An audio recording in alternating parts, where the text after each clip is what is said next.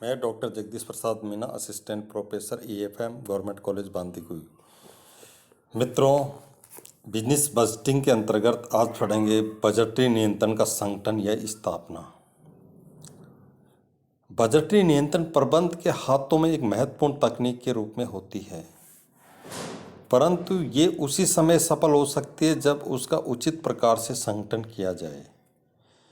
किसी व्यावसायिक संस्था में बजटीय नियंत्रण पद्धति का स्वरूप व्यवसाय की प्रकृति, आकार तथा उपलब्ध साधनों पर निर्भर करता है।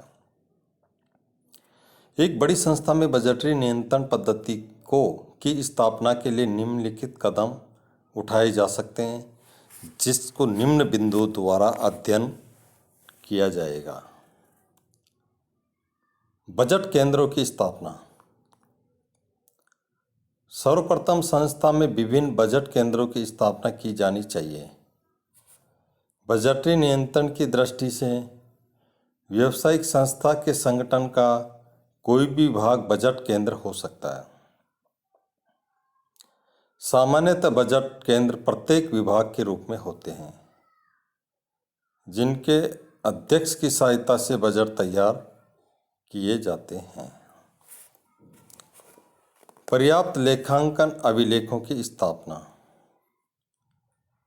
बजट तैयार करने के लिए अनेक प्रकार के समंकों की आवश्यकता पड़ती है,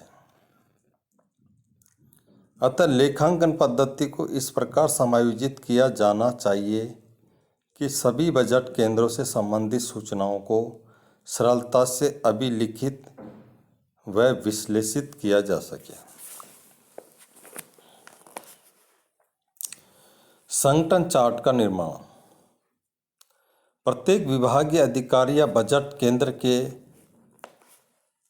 अध्यक्ष के कार्यों एवं उत्तरदायित्वों का निर्धारण आवश्यक है। साथ ही उन्हें अपनी स्थिति तथा दूसरे अधिकारियों के साथ संबंध की जानकारी भी आवश्यक है। इन आवश्यकताओं की पूर्ति के लिए संगठन चार्ट बनाया जाना चाहिए।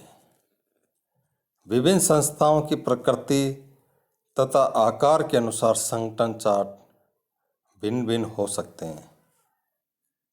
एक बड़ी संस्था के लिए संगठन चार्ट का बहुत जरूरी है। बजट समिति की स्थापना। छोटे व्यवसायों में लेखापाल उच्च प्रबंधक तथा विभागाध्यक्षों से परामर्श कर बजट का निर्माण कर लेता है, परंतु एक बड़ी संस्था में बजट समिति की स्थापना आवश्यक होती है। ये समिति प्रबंधक संचालक की अध्यक्षता से कार्य करती है। बजट अधिकारी इस समिति का सचिव होता है तथा विभागाध्यक्ष ही इसके सदस्य होते हैं। ये समिति बजटीय नियंत्रण के द्वारा ही संभव होती है। इसके लिए ये विभिन्न विभागाध्यक्षों को पूर्वानुमान में सहायता प्रदान करने हेतु आवश्यक सूचनाएं उपलब्ध कराती है। उनसे प्राप्त पूर्वानुमानों को समन्वित व संशोधित कर मास्टर बजट का निर्माण करती है। वास्तविक निष्पादनों से संबंधित प्रतिवेदन प्राप्त कर विचरणों का विश्लेषण करती है एवं आवश्यक सुधारात्मक कार्रवाई तथा उसका अनुवर्तन करती है। बजट पुस्तिका का निर्माण। प्रिपरेशन ऑफ बजट बजट पुस्तिका एक ऐसा प्रलेख है जिसमें बजटीय नियंत्रण में संलग्न अधिकारियों के उत्तरदायित्व तथा इसके लिए आवश्यक प्रारूपों व अभिलेखों का विवरण दिया रहता है।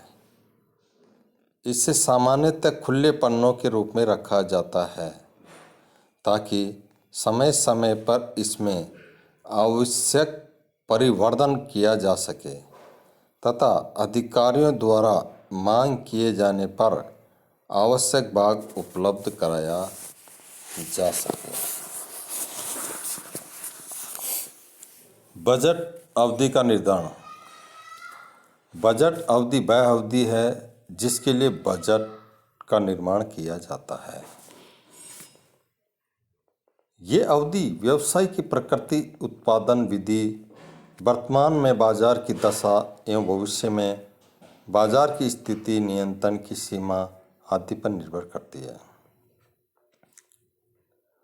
सामान्यतः बजट वित्तीय वर्ष के लिए बनाए जाते हैं। वास्तविक निष्पादनों के उचित समय पर मूल्यांकन तथा विचलनों पर प्रभावी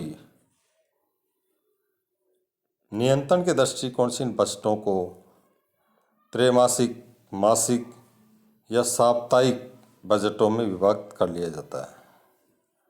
मौसमी प्रकृति के व्यवसायों में बजट अवधि इस प्रकार रखी जाती है ताकि इसमें व्यावसायिक क्रियाओं का एक चक्र पूरा हो जाए। ऐसे उद्योग जहां कार्य लंबे समय तक चलता है, बड़ी पूंजी लगाई जाती है तथा पूंजीगत व्यय भी बड़ी मात्रा में होते हैं, जैसे रेल व जहाज निर्माण उद्योग, टेलीफोन निर्माण उद्योग आदि में दीर्घकालीन बजट बनाए जाते हैं, जिसकी अवधि 3 से 20 वर्ष तक हो सकती है।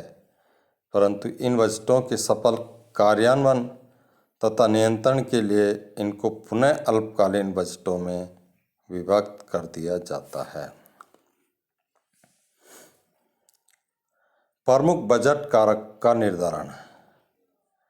प्रमुख बजट कारक वह कारक है जिसके प्रभाव की सीमा पहले ही निर्धारित कर लेनी चाहिए ताकि ये विश्वास हो जाए कि कार्यात्मक बजट जैसे विक्रय, उत्पादन, क्रय, रोकड़ बजट आदि उचित रूप से संपादित होने योग्य हैं। इसे शासी कारक, गवर्निंग फैक्टर, प्रमुख कारक, प्रिंसिपल फैक्टर, प्रतिबंधक कारक, लिमिटिंग फैक्टर अथवा मूल कारक, की फैक्टर भी कहते हैं। व्यवसाय में प्राय बिक्री ही मूल कारक होती है, परंतु उत्पादन के अन्य कारक भी मूल कारक हो सकते हैं। उदाहरणार्थ, यदि किसी निर्माता को ये विश्वास हो कि बाजार में पर्याप्त मांग है, सामग्री भी पर्याप्त मात्रा में उपलब्ध है, प्लांट व प्रबंध की क्षमताएं भी उपलब्ध है, परंतु उत्पादन के लिए आवश्यक कुशल श्रम की कमी है, तो ऐसी स्थिति में श्रम प्रतिबंधक कारक होगा। प्रतिबंधक कारक एक या अधिक हो सकते हैं। उद्योगों में सामान्यतः निम्नलिखित मूल कारक पाए जाते हैं। पहला है विक्रय। उपभोक्ता मांग की कमी, कुशल विक्रेताओं की कमी, अकुशल या अपर्याप्त विज्ञापन आदि। सामग्री पूर्ति की कमी अथवा लाइसेंस, कोटा आदि के कारण सीमित उपलब्धता। श्रम,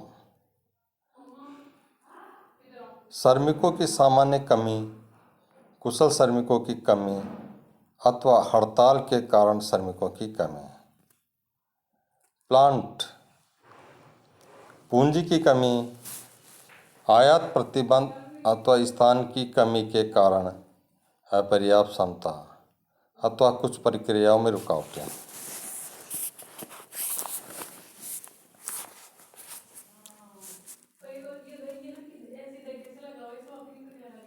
प्रबंध, कुशल प्रशासन की कमी, तकनीकी ज्ञान की कमी, पूंजी की कमी, निर्माण पद्धतियों में अपर्याप्त शोध आदि। क्रियाशीलता का स्तर। वास्तविक उत्पादन को यदि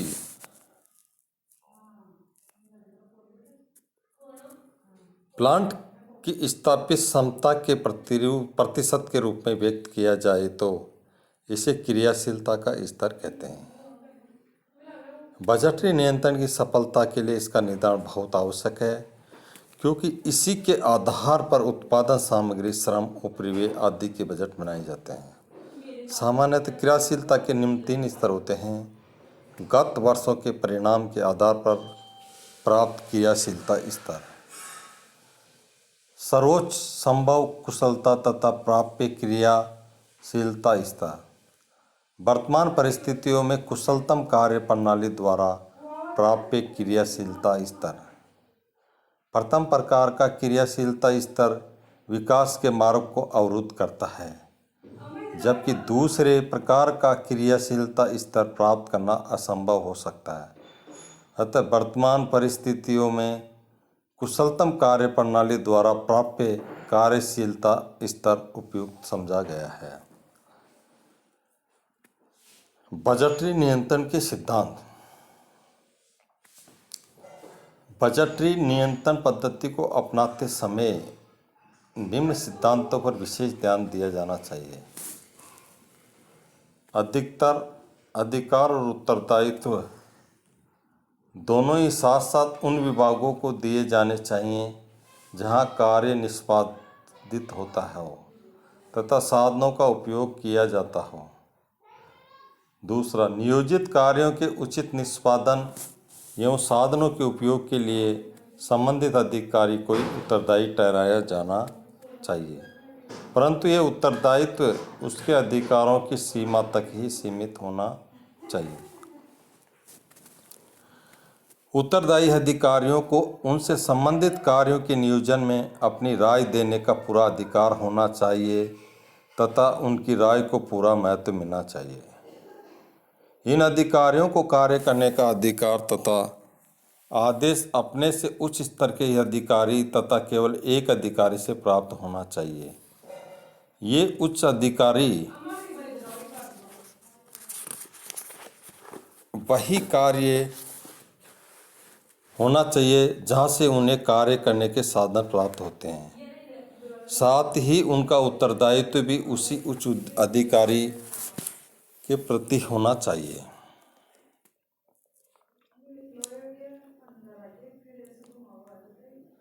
प्रत्येक उत्तरदायी अधिकारी व कर्मचारियों को उसके बजट से अच्छे निष्पादन के लिए पुरस्कृत किया जाना चाहिए तथा बुरे निष्पादन के लिए दंडित किया जाना चाहिए।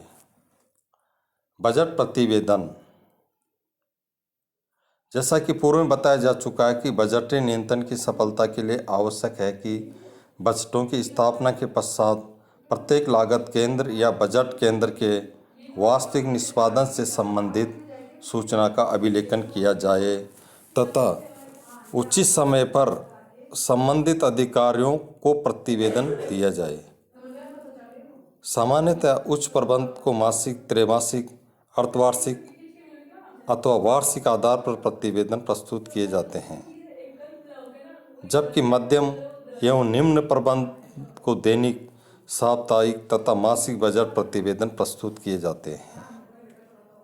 इन बजट प्रतिवेदनों में बजट लक्ष्यों एवं वास्तविक निष्पादन की तुलना करके विभिन्न प्रकार के अनुकूल एवं प्रतिकूल विचरण दर्शाए जाते हैं। इनका प्रारूप प्राप्तकर्ता अधिकारी की आवश्यकताओं के अनुरूप होना चाहिए। इन प्रतिवेदनों के आधार पर आवश्यक सुधारात्मक कार्रवाई करता है अथवा यदि विचरण नियंत्रण के योग्य न हो तो बजट को संशोधित किया जाता है। बजट संशोधन। कुछ विचरण इस प्रकार के होते हैं कि जो बजट निर्माण के पश्चात परिस्थितियों से परिवर्तन के कारण होते हैं और जिन्हें प्रबंधन द्वारा सुधारात्मक कार्रवाई करके भी नियंत्रित नहीं किया जा सकता। ऐसी स्थिति में बजटों का संशोधन आवश्यक हो जाता है। ये संशोधन नवीन परिस्थितियों के प्रभाव को ध्यान में रखते हुए किया जाता है। सामान्यतः बजट संशोधन निम्न परिस्थितियों में किया जाता है। सामग्री मूल्यों में परिवर्तन होना, श्रम दरों में वृद्धि होना, स्थायी लागतों में वृद्धि होना, सरकारी नीतियों में परिवर्तित होना इत्यादि। अप्रत्याशित घटनाओं जैसे आग, बाढ़, भूकंप, तूफान, हड़ताल, तालाबंदी आदि के कारण अतिरिक्त व्यय होना। यदि इन घटनाओं का प्रभाव अल्पकालिक हो तो बजटों को पुनः मूल रूप में संशोधित किया जाता है। बजट निर्माण के पश्चात बजट की अशुद्धियाँ ज्ञात होना।